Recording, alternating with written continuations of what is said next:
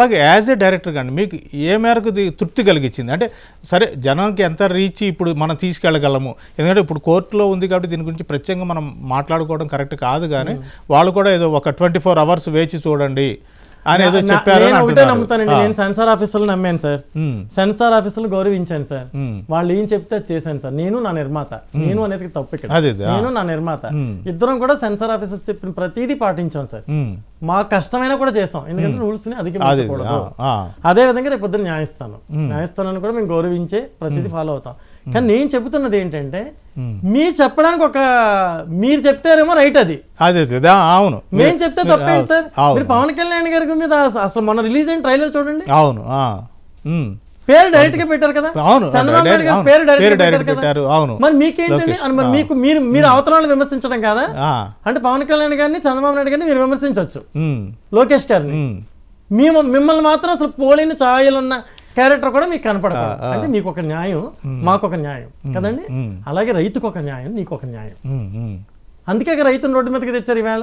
అవును, ప్రతి రైతు బిడ్డలే ఏకమవ్వాలండి. సినిమా గురించి కమర్షియల్ గా మనం ప్రతి హీరో సినిమా చూస్తాం, హీరోలు అంటే అభిమానం ఉంటుంది మనకి. నాకు కూడా చాలా మంది హీరోలు అంటే ఇష్టం.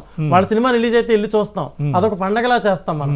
ఇది కూడా పండగలా చేయాల్సిన సినిమా అండి. అంటే ఈ రోజు ఉదయం నుంచి అండి రాష్ట్రం కోసం, అదే అంటే మీరు ఎవరి కోసం అయితే తీశారో వాళ్ళు కానీ వాళ్ళ కుటుంబాలు కానీ థియేటర్స్ కి రావడం జరిగిందా, చూస్తున్నారా? అసలు ఫస్ట్ ఫీడ్బ్యాక్ అంటే ఓపెనింగ్ కొంతమంది అదిరిపోయింది అన్నారు. ఈ రోజు చూస్తుండగా 10 minutes 15 minutes షో అయ్యేటప్పటికి ఆపేశారు.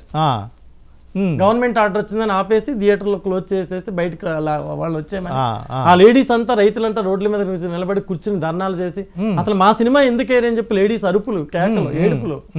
ఎందుకు ఈ సినిమా ఏరు, మీరు మీ సినిమాలు అయితే పడతాయి ఆ స్క్రీన్స్ మీద, మా సినిమా ఎందుకు పడదు అని చెప్పి మహిళలంతా అక్కడ ఒక రకంగా ప్రజా పోరాటం సినిమా థియేటర్లు బయట జరుగుతుందండి.